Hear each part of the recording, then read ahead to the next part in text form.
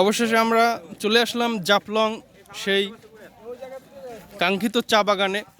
কত সুন্দর মনোমুগ্ধকর দৃশ্য। আমাদের ভাইয়েরা এই যে সামনে আছেন, তারা এখানে দাঁড়িয়ে আছেন চা বাগানের ভিতরে।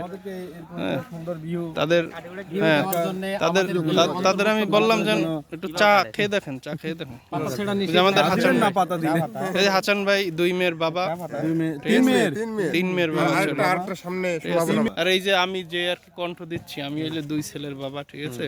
আমরা এই চা বাগানে এই যে স্যার আছেন, স্যার বিয়ে করে নাই। আপনি করছেন স্যার?